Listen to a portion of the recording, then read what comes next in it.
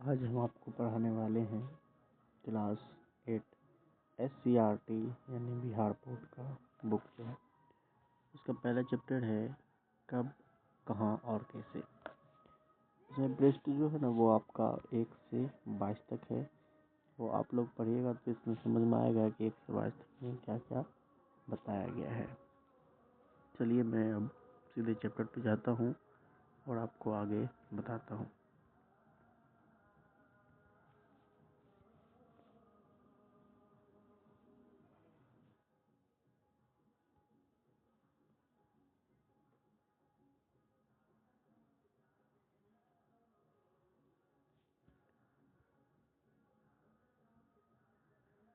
ये इसमें लिखा हुआ है, पिछली कक्षाओं में हमने यह जाना कि अध्ययन की सुविधा के लिए इतिहास को प्राचीन, मध्य एवं आधुनिक 3 कालखंडों में बांटा गया है। यानी कि इस लाइन का मतलब ये हुआ कि हम लोग क्लास 7 में पढ़ चुके हैं कि इतिहास को जो है ना 3 कालखंडों में बांटा गया है। वो क्यों बांटते हैं? कि हमें सुविधा हो, हमें आसानी से वो चीज़ पता चल सके कि किस काल में किस चीज़ को कहाँ क्या यूज़ किया गया है, किस काल में क्या चीज़ बना था, कौन से राजाएं लड़ाई किए थे, कौन से राजा का ताजपोशी हुआ, ये चीज़ के बारे में हमें जानकारी मिलता है। तो आपसे पूछ सकता है इतिहास को कितने कालखंडों में बांटा गया है? तो 3 कालखंडों में बांटा गया है। नंबर फर्स्ट है प्राचीन इतिहास, मध्य इतिहास, आधुनिक इतिहास। कक्षा 6 में आपने प्राचीन एवं कक्षा 7 में मध्यकाल में हुए परिवर्तनों एवं विशेषताओं के बारे में आपने जाना। यानी कि हम लोग जो है ना क्लास 6 में प्राचीन इतिहास, क्लास 7 में मध्यकाल के इतिहास के बारे में जानकारी लिया। अब कक्षा 8 में हम मुख्य रूप से आधुनिक काल के बारे में हुए परिवर्तनों और उनकी जानकारी हमें जिन स्रोतों से मिलती है उनके बारे में जानेंगे। इसका मतलब ये हुआ कि हम क्लास 8 में वो आधुनिक काल के बारे में जानेंगे कि आधुनिक काल में क्या क्या परिवर्तनें हुई, इससे की जानकारी हमें किस स्रोत से मिलती है उसके बारे में। प्रत्येक काल में होने वाले परिवर्तन ही उस काल की विशेषता होती है। इसका मतलब यह हुआ कि चाहे आपका कोई भी काल हो, उस काल में क्या परिवर्तन हो रहा है, क्या नहीं हो रहा है, वो उसकी विशेषता हो गई। जैसे कि 2026 में कि लोग अलग अलग देश लड़ाई कर रहे हैं, तो इसमें क्या परिवर्तन आया है। 2024 किस तरह गुजरा है, 2019 जो आपका कोविड-19 गुजरा है, तो उसकी अलग विशेषता होगी, चाहे वो विशेषता खराब या अच्छा हो सकता है। आप यह भी जानते हैं कि हमारी दुनिया शुरू से आज तक कभी भी स्थिर नहीं रही है। सही बात है कि ये दुनिया में आज आप कोई चीज़ ऐसा देख रहे हैं समाज में, फिर वो 10 दिन बाद आने के बाद थोड़ा सा चेंजिंग होता है, फिर सालों साल के बाद उसमें चेंजिंग होते रहता है। या हम लोगों के सामूहिक क्रियाकलापों के कारण हमेशा बदलती रहती है। इन बदलावों के कारण हमारे समाज, अर्थव्यवस्था, राजनीतिक, कला, संस्कृति आदि प्राय सभी क्षेत्रों में परिवर्तन होते रहते हैं। इसका मतलब ये हुआ कि जो भी हमारे समाज में परिवर्तन हो रहा है ना, वो हम लोगों के कारण ही परिवर्तन हो रहा है। हम लोगों के परिवर्तन में क्या बदलाव होता है? या तो अर्थव्यवस्था में बदलाव होता है, समाज में बदलाव होता है, राजनीति, कला, संस्कृति में प्रायः बदलाव होते रहता है। आज से 10 साल पहले समाज में कुछ बातें जो है इंसान क्या करता था, सुबह शाम 10 लोग 5 लोग बैठ करके चौक चौराहे पे बातें क्या करता था। लेकिन अब ऐसा दौर आ गया है कि सभी समाज के लोग अपने अपने मोबाइल में व्यस्त रहते हैं। अर्थव्यवस्था का रूप चेंज हो गया है। सभी लोग पहले गांव में कुटीर उद्योग क्या करते थे, अब लोग देश विदेश जाया करते हैं। लोग मोबाइल से ऑनलाइन अर्निंग करते हैं। राजनीतिक स्थिति भी बदल गई है। राजा यहाँ के जो नेता है वो भी चेंज हो गए हैं। यहाँ के नेता सिर्फ अपना पेट भरने में रहता है, अपना झोली भरता है, जनता पर ध्यान नहीं देता है। कला में भी चेंज हो गई, संस्कृति धीरे धीरे प्राय यानी कि ऐसे चेंज होते रहता है। कक्षा 6 में एवं 7 में पढ़ी गई बातों के आधार पर चर्चा करें। प्राचीन काल में मनुष्य की जिंदगी में आने वाले 5 मुख्य परिवर्तन क्या हो सकते हैं?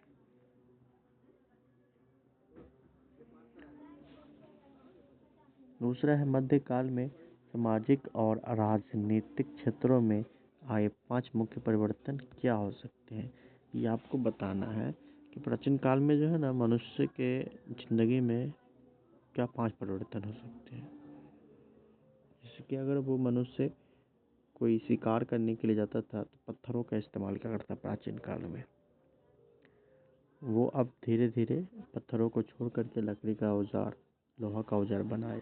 मध्यकाल में जो है ना और भी जो ड्राइविंग करने के लिए गधों का यूज़ पैदल चला करता था, लेकिन धीरे धीरे गाड़ी चक्का का आविष्कार हुआ तो लोगों ने गाड़ी बनाना स्टार्ट कर दिया।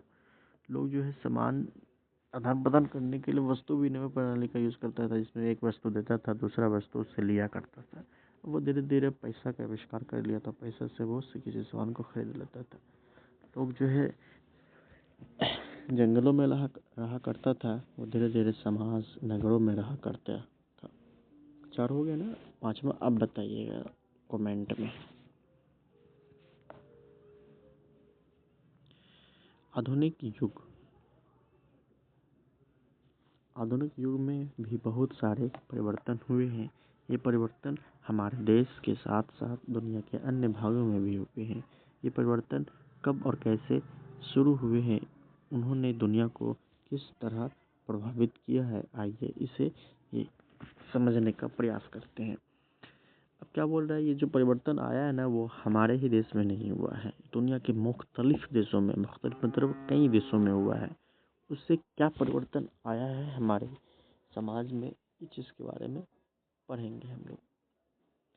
सबसे पहला टॉपिक है आपका पुनर्जागरण। चलिए, आधुनिक युग को जन्म देने वाले अनेक परिवर्तनों की शुरुआत सबसे पहले यूरोप में हुई।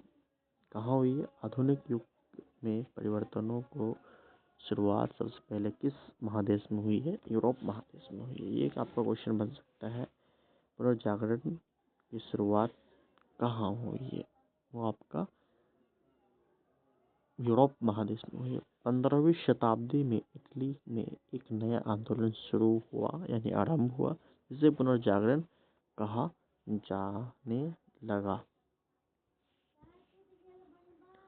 जाता है। इस आंदोलन ने लोगों को स्वतंत्र रूप से सोचने और पहले से चल रहे सिद्धांतों पर प्रश्न उठाने के लिए प्रेरित किया। फलतः वैज्ञानिक पद्धति का प्रसार हुआ। वैज्ञानिक पद्धति का अर्थ प्रश्न प्रस्तुत करके प्रयोग द्वारा सत्य को जानना। प्रश्न चिन्ह लगाने की इस आज़ादी ने लोगों को अपने ही शासकों के प्रति आवाज़ बुलंद करने के लिए प्रेरित किया।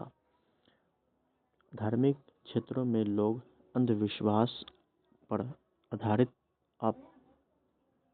आपत्तिजनक प्रयासों के खिलाफ आवाज़ उठाने लगे। व्यापार संबंधों और नए संपर्कों के जरिए इस दृष्टिकोण का धीरे धीरे दुनिया के अन्य भागों में विस्तार हुआ। आपको पढ़ाते हैं, इसमें जो बताया गया है कि पुनर्जागरण जो है ना आपका शुरुआत जो है वो यूरोप महादेश में हुआ। यानी कि लोगों ने किसी भी कार्य को करने से पहले उसके ऊपर सवाल उठाना शुरू कर दिया। लोग स्वतंत्र रूप से सोचने लगे, किसी के अंदर में नहीं आने लगे, वो प्रश्न उठाने लगे, प्रेरित हो गए। वो वैज्ञानिक जब किसी चीज़ का आविष्कार करता है ना तो उसको प्रूव करता है कि ये सही है, सत्य को जानना, प्रश्न चिन्ह लगाना शुरू कर दिया। इसमें बहुत से लोगों ने अपनी आवाज़ें बुलंद की शासक के प्रति। दूसरा, धार्मिक क्षेत्र में लोग जो है अंधविश्वास पर आधारित अपमानजनक प्रयासों के खिलाफ आवाज़ उठाने लगा कि धर्म में जो अगर मान लीजिए कहा जा रहा है कि लड़की को जला दीजिए धर्म में, क्या ये एक इंसानियत के तौर पे सही है? जिस तरह की हिंदू धर्मों में यानी सनातन धर्मों में सती प्रथा था, सती प्रथा में अगर उसका हस्बैंड का इंतकाल हो जाता है, हस्बैंड का डेथ हो जाता है, तो उसकी वाइफ चाहे वो किसी भी एज का हो तो उसको भी उसी के पास रख करके जला दिया जाता था। लोगों ने इसके ऊपर भी आवाज़ उठाया। ये अपने देश पर पढ़ेंगे आगे चलकर, आगे के दूसरे अध्याय हम पढ़ेंगे। तो लोगों ने धार्मिक मामलों में भी खिलाफ चलने लगा। व्यापार संबंधों अन्य संपर्कों के जरिए दृष्टिकोण का धीरे धीरे दुनिया के अन्य भागों में विस्तार हुआ। तब लोग जो है ना यहाँ से जो आवाज़ उठाना स्टार्ट किया, तो वो लोग व्यापार क्या करता था, व्यापार करने से क्या होता है, अब अलग अलग जगह जाते हैं तो अपने विचार, अपने भाव स्वभाव भी वहाँ व्यक्त करते हैं। वहाँ के लोग भी सीखते हैं और वहाँ के लोगों के अंदर में जो व्यवहार है, जो रहन सहन है, वो हम लोग यानी कि जो व्यापार करने जाता है हम लोग भी सीखते हैं। इससे भी व्यापार से इस चीज़ का विस्तार हुआ। समझ में आया ना?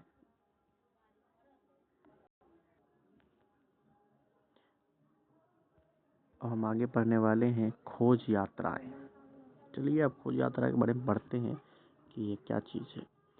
पुरानी मान्यताओं की सच्चाई जांचने के साथ साथ इस वक्त की नई चीज़ों खोजने के भी काफ़ी प्रयास किए गए। क्या बोल रहा है? पुरानी मान्यता जो जो थी ना, अगर मान लीजिए पुराने धर्मों में या पुराने समाज में जो बातें हम लोग को पता चला किताबों से, कि लोग जो है ना जानते थे कि ये दुनिया चपटी हुई है, ये दुनिया अगर मैं इससे ज़्यादा दूर जाऊं तो मैं गिर जाऊंगा, मैं मर जाऊंगा। तो लोगों ने इसके ऊपर विश्वास तो किया, फिर कुछ लोगों ने इसको नकार दिया। नकारने के मतलब ये नहीं कि वो छोड़ दिया यहाँ तक, वो चाहा कि इसके बाद क्या हो सकता है, वो सती प्रथा को ख़त्म किया।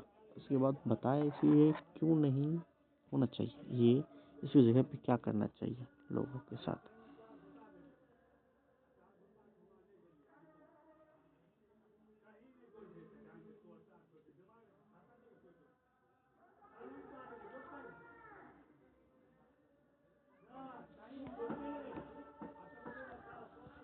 इसी समय अपने इलाके से बाहर की दुनिया के बारे में जानने का प्रचलन हुआ।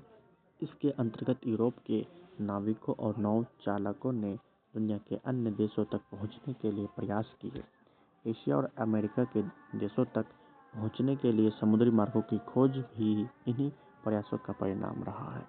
क्या बोल रहा है कि जो भी नौ चालक थे, नाविक थे, यूरोप के थे।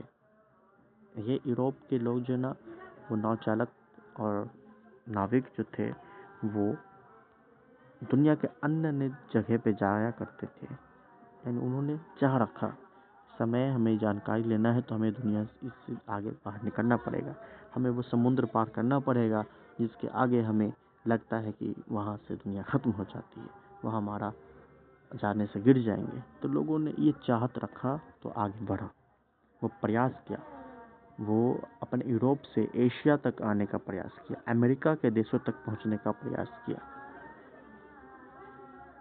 तो उसका ही परिणाम रहा, अगर वो लोग नहीं निकलते तो आज हम लोग यूरोप के बारे में, अमेरिका के बारे में नहीं जान पाते।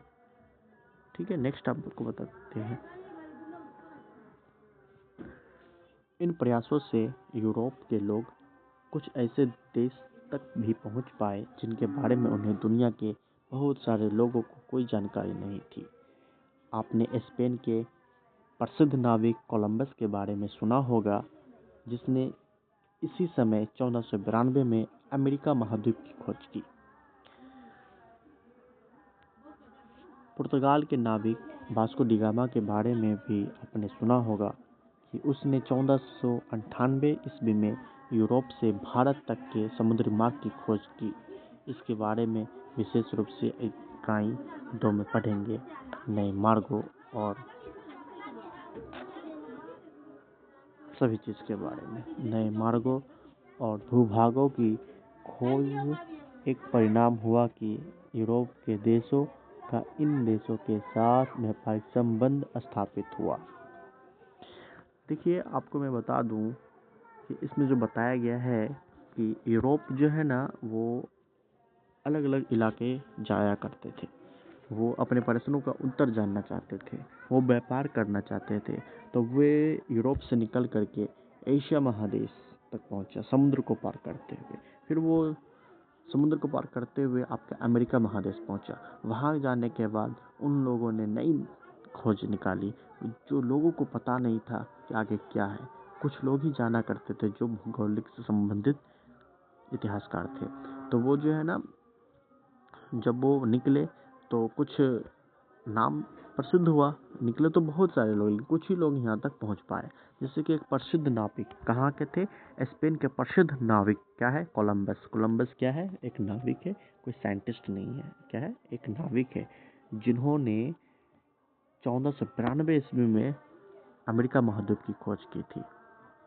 पुर्तगाल के नाविक वास्को डी गामा जो 1498 ईस्वी में भारत तक पहुंचा, वो यूरोप से। याद रखिए, इसके पीछे ना एक बात बताया जाता है, कहानी है या सही है, आपको मैं तथ्य है तो बताइए आपको अगर पता है। तो इसमें बताया जाता है कि कोलंबस जो है ना वो भारत की खोज करने निकला था, इंडिया की खोज करने निकला था, लेकिन वो रास्ता भटक गया और वास्को डी गामा निकला था यूरोप की खोज करने के लिए। तो वो दोनों रास्ता भटकने के कारण जो है ना कोलंबस इंडिया के जगह पे अमेरिका पहुंच गया। और वहाँ देखा तो इलाके में सब लोग जो है ना, अंग्रेज़ थोड़ा घोड़ा ज़्यादा होता है, धूप पड़ने से वो उसका कलर हल्का सा लाल हो जाता है। आज भी डोनाल्ड ट्रंप को देखो तो वो थोड़ा लाल ही रहता है। डोनाल्ड ट्रंप हो गया, जितने भी अमेरिका लंदन के लोग हैं ना, तो जिसको हम लोग अंग्रेज कहते हैं, वो लाल आदमी था। तो कोलंबस ने उस महाद्वीप को ना रेड इंडियन कहने लगा, उस महाद्वीप पर रहने वाले लोगों को रेड इंडियन कहने लगा। तो ये क्वेश्चन अब तो पूछा जाता है 9th या 10th क्लास में कि रेड इंडियन किस महाद्वीप के लोगों को कहते हैं? अमेरिका महाद्वीप के लोगों को कहते हैं। फिर आपको 1498 ईस्वी में वास्को डी गामा ने भारत की खोज की।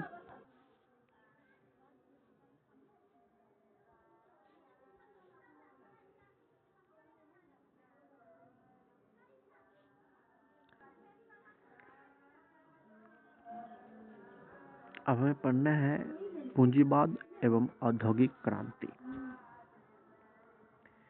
इन व्यापारिक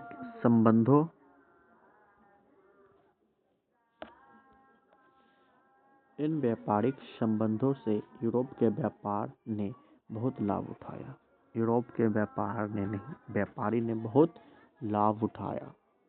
लाभ होने के कारण धीरे धीरे इनके पास पूंजी जमा होने लगी। इस पूंजी को उन्होंने पुनः व्यापार में लगाया। इस प्रकार 15वीं शताब्दी के अंत तक यूरोप में एक नई सामाजिक व्यवस्था जन्म हुआ, जिसे पूंजीवाद कहते हैं।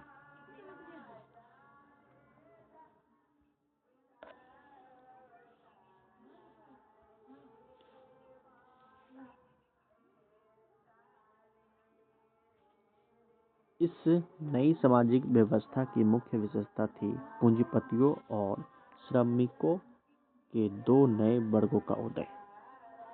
मतलब ये हुआ कि जब यूरोप के जो लोग थे, यूरोप के जो इलाके आदमी थे, वो यात्री हुआ करते थे, नाविक थे, वो अलग अलग देश तक पहुँचे। तो वहाँ से उनको व्यापार करने का संबंध मिल गया। जब व्यापार होता है, आपका सामान बिकता है तो पैसा आता है। वो जो पैसा कमाया तो उन लोगों ने फिर से अपने व्यापार में पैसा लगाया। इससे बहुत ज़्यादा वो व्यापार करने स्टार्ट कर दिए, सामान को बेचना स्टार्ट कर दिए।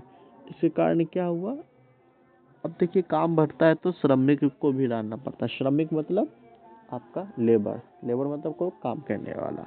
अगर हम आज 20 बोतल बना रहे हैं तो हमें 20 बोतल बनाने के लिए 5 कारीगर चाहिए।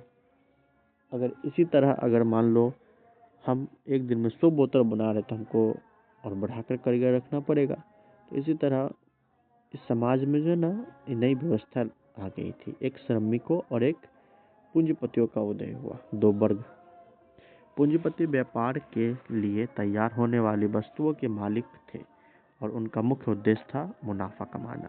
जो पूंजीपति जो थे ना, वो व्यापार के लिए तैयार होने वाली वस्तु, जो सामान बनता था, वो उसका मालिक हुआ करता था। उनका उद्देश्य था कि किसी तरह भी हम मुनाफा कमाएं।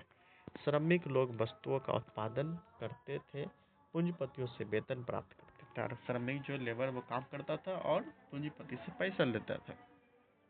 पूंजीपति के विकास के साथ साथ उत्पादन के तरीके भी परिवर्तन होने लगा। आप जानते होंगे कि मध्यकाल में कपड़े जुल्हाए अपने हाथों से बनाते थे। इसका मतलब ये हुआ कि मध्यकाल, जब आपको हम पढ़ाए थे मध्यकालीन भारत इतिहास में, उस वक्त कपड़े बनाने वाले को जुल्हाए कहते हैं, बुनकर को हम जुल्हाए कहते हैं, जिसको वेवर इंग्लिश में कहते हैं। उस वक्त लोग जो है ना अपने हाथों से बनाया करते थे। आधुनिक युग में कपड़े जुल्हाई के अतिरिक्त मशीनों से भी तैयार किए जाने लगे। मशीनीकरण की इस प्रक्रिया इंग्लैंड में 18वीं सदी के उत्तरार्ध में शुरू हुई थी। यानी कि जब मध्यकाल में कपड़े हाथ से बनाए जाते थे तो थोड़ा कम उत्पादन होता था, कम सामान बन पाता था। लेकिन जब 18वीं शताब्दी हुआ तो इंग्लैंड में नए नए मशीन बनना स्टार्ट हो गया। 18वीं शताब्दी के उत्तरार्ध यानी लगभग 18वीं शताब्दी के बाद शुरू 17वीं शताब्दी के खत्म होते ही 19वीं शताब्दी के शुरुआत में ही 18वीं शताब्दी खत्म होते ही उत्तरार्ध होते यही होता है। उसके 50 के आसपास 1750 1850 18वीं शताब्दी के 50 से 15 तक में शुरू हुई, फिर धीरे धीरे अन्य देशों में फैली, जिसे औद्योगिक क्रांति के नाम से जाना जाने लगा। आपको बता दें औद्योगिक क्रांति क्या थी। मशीनों का आविष्कार, उत्पादन में वृद्धि होने की क्रिया को हम आधुनिकीकरण की क्रांति कहते हैं। चलिए, ये हमारा वीडियो का पार्ट 1 हुआ। नेक्स्ट वीडियो मैं कल बनाऊंगा। आप लोग जरूर जुड़े हमारे चैनल से। आपको पूरा डिटेल पढ़ाया जाएगा क्लास 8 का NCERT। ये जो ज़रूरी है वो आपका 6 to 8 BPSC TRE 4 के लिए ज़रूरी है। इसलिए आप हमारे बातों को सुने ध्यान से और आपको बहुत कुछ नॉलेज होता रहेगा। जब आपके पास नॉलेज हो जाएगा तो आप किसी भी प्रकार के क्वेश्चन को सही कर सकते हैं। ओके, चल मिलेंगे फिर कल आपसे। Goodbye, Tata.